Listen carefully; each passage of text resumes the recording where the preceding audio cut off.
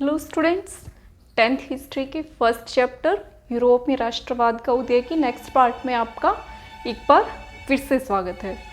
तो आज का हमारा टॉपिक क्या है? राष्ट्रवाद और साम्राज्यवाद, नेशनलिज्म एंड इम्पीरियलिज्म।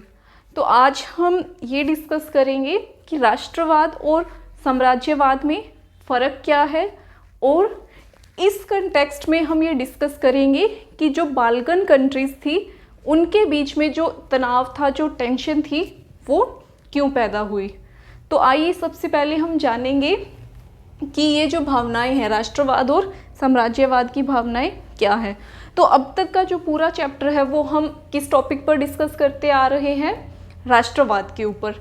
हमने पढ़ा कि किस प्रकार से जो यूरोप है, यूरोप महाद्वीप में राष्ट्रवाद की भावना का उदय हुआ। तो राष्ट्रवाद क्या था? एक ऐसी भावना थी जो कि एक जनसमूह में भावनात्मक लगाव पैदा करती थी, उनको इकट्ठा होने के लिए जो प्रोत्साहित करती थी।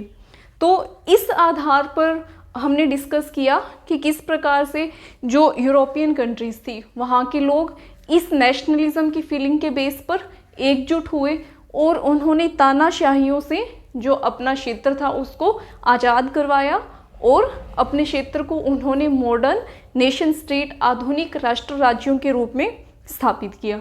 तो यहाँ तक तो क्या था? सही था कि जो राष्ट्रवादी भावनाएं हैं वो लोगों के बीच में उठ रही थी, और इन राष्ट्रवादी भावनाओं के आधार पर लोगों ने क्या किया? अपने देश को संगठित किया। लेकिन जो साम्राज्यवाद की भावना है वो इससे एक स्टेप आगे है। साम्राज्यवाद में वो देश क्या करने लगे? जो दूसरे क्षेत्र थे उन पर भी अपना कब्जा जमाने की कोशिश करने लगे। इसका हम एक एग्जाम्पल ले सकते हैं। जैसे कि आप स्टूडेंट्स हो, आप अपने पेरेंट्स के बच्चे हो, आपके पेरेंट्स को आप सबसे अच्छे लगते हो, तो वो क्या कहेंगे कि मेरा बच्चा सबसे अच्छा है, सबसे श्रेष्ठ है। जैसे कि हम कहेंगे कि मेरा देश, भारत देश महान है, भारत देश सबसे अच्छा है। हम इंडिया की हर चीज़ की तारीफ़ करेंगे कि जो इंडिया है इसकी ज्योग्राफी अच्छी है, हिस्ट्री अच्छी है, कल्चर अच्छा है, मतलब हम कहेंगे भारत की हर चीज़ अच्छी है। यहाँ तक ठीक है, ये क्या है? एक राष्ट्रवादी भावना है कि हमारा भारत की हर एक चीज़ के साथ लगाव है।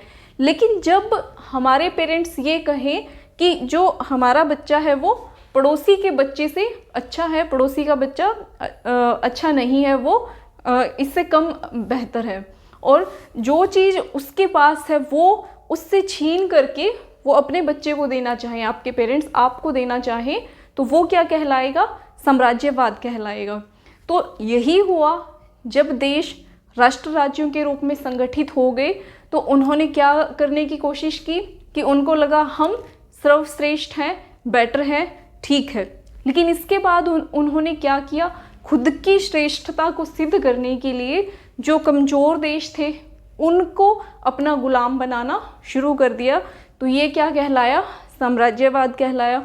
उनके पास जो संसाधन थे वो उनसे छीन करके अपने देश में लाने शुरू कर दिए, और अपने देश के विकास के लिए उनको उन्होंने यूज़ करना शुरू कर दिया।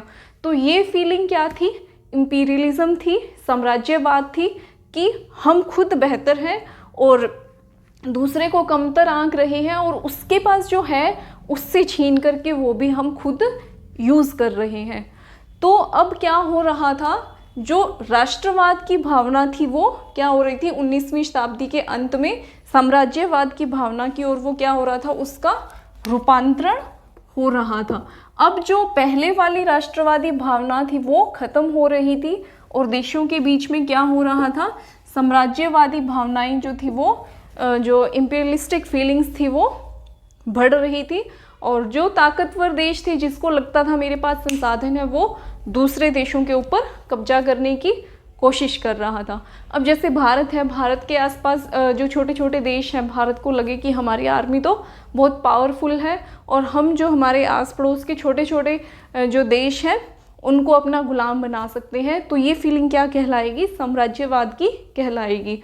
तो 19वीं जो शताब्दी थी उसके अंत में ऐसा ही कुछ घटनाक्रम हमें विश्व परिदृश्य पर देखने को मिल रहा था। जो वर्ल्ड सिनेरियो था वो इसी तरीके का बन रहा था कि जो ताकतवर देश थे वो अपने आप से, जो भी कमज़ोर देश थे, ज़्यादा से ज़्यादा उनको अपना गुलाम बनाने की कोशिश कर रहे थे। तो अब क्या आता है, जो बाल्कन कंट्रीज़ है, जो बाल्कन देश है, उनका मुद्दा आता है। बाल्कन कंट्रीज़ क्या थी? ये भौगोलिक और नृजातीय भिन्नता वाला क्षेत्र था। यानी कि ये छोटे छोटे देश थे जो भौगोलिक रूप से भी एक दूसरे से काफ़ी अलग थे, और यहाँ पर अलग अलग जो नृजातियाँ हैं, जो एथनिसिटीज़ है, वो यहाँ पर रहती थी। जब हम डिस्कस कर रहे थे ब्रिटेन की अजीब दास्तान, उसमें हमने डिस्कस किया था नृजातियाँ क्या होती है, नस्ली तौर पर एक समूह, यानी कि जो लोग ऐसे मानते हैं कि हमारी नस्ल एक है, हमारी जो ओरिजिन है वो एक ही उससे हुआ है, एक ही पूर्वज से हुआ है, वो अपने आप को एक नृजातीय समूह के रूप में मानते हैं, उनकी एक नृजातीय पहचान होती है। तो हमने ब्रिटेन की अजीब दास्तान वाले टॉपिक में डिस्कस किया था कि वहाँ पे जैसे इंग्लिश, आयरिश, स्कॉटिश, अलग अलग जो नृजातियाँ थी, और जो सबसे पहले इंग्लिश या जो आंग्ल लोग थे, जो आंग्ल नृजातीय लोग थे, उन्होंने क्या किया, सबसे पहले पावरफुल हुए, और जो अपने आसपास के लोग थे, जो देश थे, उनको उन्होंने गुलाम बनाना शुरू कर दिया। ब्रिटेन के कंटेक्स्ट में हमने देखा था कि किस तरीके से वो पहले एक राष्ट्र के रूप में संगठित हुआ ब्रिटेन, और फिर उसने दूसरे देशों को मतलब अपने आसपास के देशों को तो उसने उपनिवेश बनाया ही। और हम जानते हैं कि किस प्रकार से, जैसे जो एशिया के बहुत से देश हैं, अफ्रीका के देश हैं, जो उत्तरी दक्षिणी अमेरिका महाद्वीप है, वहाँ के भी जो बहुत से देश थे वो ब्रिटेन के, इंग्लैंड के गुलाम रहे। तो ये क्या था, एक साम्राज्यवाद का बहुत बड़ा, हम इसको प्रतीक मान सकते हैं कि इंग्लैंड ने किस प्रकार से अपने साम्राज्यवाद का वर्ल्ड लेवल पे विस्तार किया। तो इसी तरीके का उदाहरण हमें यहाँ बाल्कन कंट्रीज़ में देखने को मिल रहा था। तो पहले हम डिस्कस कर रहे थे बाल्कन कंट्रीज़ क्या थी, ये भौगोलिक और नृजातीय भिन्नता वाला क्षेत्र था। तो बाल्कन कंट्रीज़ में हम किन किन देशों को ले सकते हैं, जो मॉडर्न रोमानिया, बुल्गारिया, अल्बानिया, यूनान, मैसेडोनिया, क्रोएशिया, सर्बिया, ये जो कंट्रीज़ हैं, इनको बाल्कन कंट्रीज़ के नाम से जाना जाता था। ये कहाँ पर थी कंट्रीज़, जो भूमध्य सागर है, जो कि किसके बीच में पड़ता है, एशिया और यूरोप के बीच में। इस तरीके से ये भूमध्य सागर है, और इधर इसके एशिया है, इधर यूरोप है।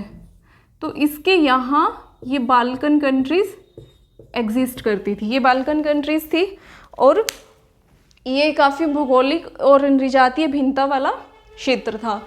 तो ये कंट्रीज़ पहले क्या थी, ओटोमन एम्पायर के अधीन थी। जो ओटोमन साम्राज्य था, जो वर्तमान तुर्की है, ठीक है, वो उस समय पर एक बहुत पुराने समय में एक बहुत विस्तृत क्षेत्र था, और लेकिन धीरे धीरे उसका क्या हुआ, विघटन हो गया था। जो ओटोमन साम्राज्य था, ओटोमन एम्पायर था, वो क्या हुआ, विघटित हो गया, डिसइंटीग्रेट हो गया। यानी कि जो उसके पास पुराने समय में जो बहुत विशाल क्षेत्र था, अब वो क्षेत्र कम हो गया, और जो क्षेत्र उसके अधीन आते थे, जो देश बाल्कन कंट्रीज़ भी, जो बाल्कन कंट्रीज़ है, इनके अलावा भी और बहुत सारे देश थे जो ओटोमन एम्पायर के अंडर आते थे।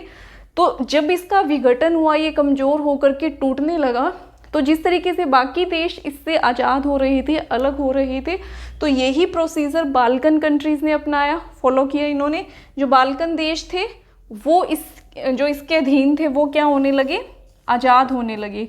तो बाल्कन देश अब ओटोमन साम्राज्य से आज़ाद हो गए, और आज़ाद होने के बाद इन्होंने भी क्या किया, अपने आप को, जिस तरीके से हमने देखा कि जर्मनी का, इटली का एकीकरण हुआ, ब्रिटेन में भी जो राष्ट्रवाद की भावना आई, उसी तरीके से आज़ाद होने के बाद इन देशों ने भी क्या किया, अपने आप को राष्ट्रवादी भावनाओं के आधार पर संगठित किया, और इन्होंने अपनी अपनी जो नृजातियाँ थी, मतलब अपने आप को जातीय आधार पर देश के रूप में संगठित कर लिया कि जो हमारा नृजातीय समूह है वो इस एरिया तक है, तो ये हमारा देश बन गया।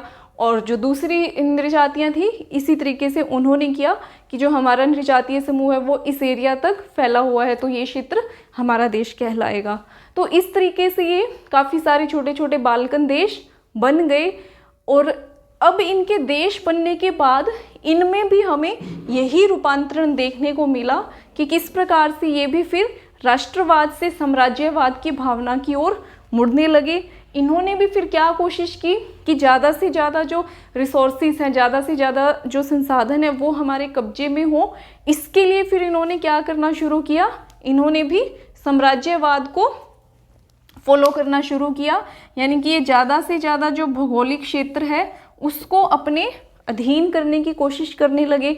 इसके लिए ये आपस में लड़ने लगे।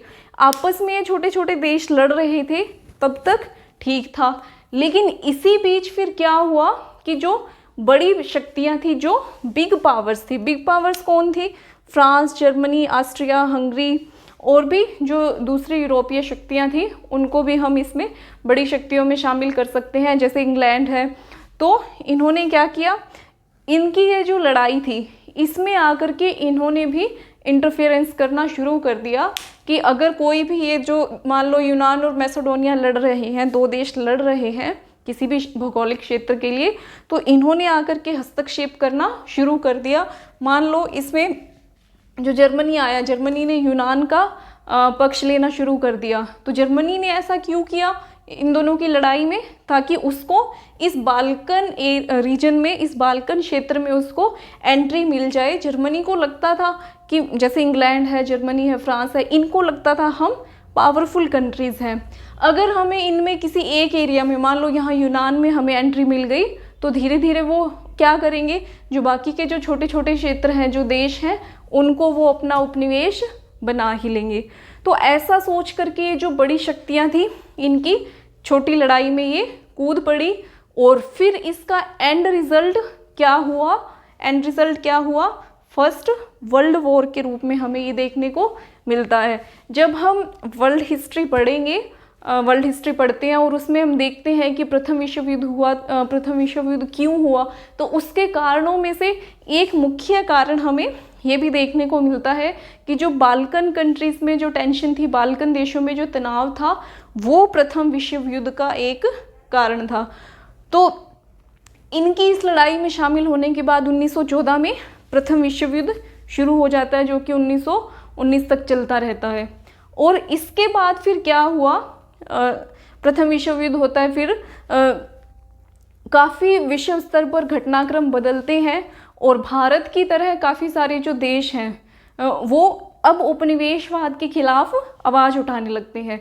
जैसे कि भारत भी इंग्लैंड का गुलाम था, तो अब विश्व स्तर पर क्या होने लगता है, साम्राज्यवाद का विरोध होने लगता है। जो एंटी इंपीरियलिस्टिक सेंटिमेंट्स है लोगों की, जो साम्राज्यवाद विरोधी भावनाएं हैं, वो जागने लगती है। और फिर धीरे धीरे करके, जैसे कि हम जानते हैं कि आज विश्व में जो साम्राज्यवाद है वो अब काफ़ी कम परसेंटेज में रह गया है। जो विश्व के काफ़ी सारे देश थे, जो उपनिवेश थे ताकतवर देशों के, वो आज़ाद हो चुके हैं। तो ये था हमारा इस फर्स्ट चैप्टर का, यूरोप में राष्ट्रवाद का उदय। इस चैप्टर का हमारा ये लास्ट टॉपिक था, राष्ट्रवाद और साम्राज्यवाद। तो इस टॉपिक पर हमसे क्वेश्चन क्या पूछा जा सकता है, मेनली इस पर हमारा बाल्कन कंट्रीज़ पे ही क्वेश्चन बनता है। जो साम्राज्यवाद और राष्ट्रवाद है वो हमारा इस टॉपिक को समझने के लिए समझना ज़रूरी था, हमारी कंसेप्चुअल अंडरस्टैंडिंग के लिए जानना ज़रूरी था कि राष्ट्रवाद क्या है, साम्राज्यवाद क्या है। तो मेनली हमारा क्वेश्चन क्या बनेगा इस पे कि जो बाल्कन देश थे उनमें तनाव क्यों पैदा हुआ, 1871 के बाद बाल्कन देशों में क्या सिचुएशंस पैदा हुई।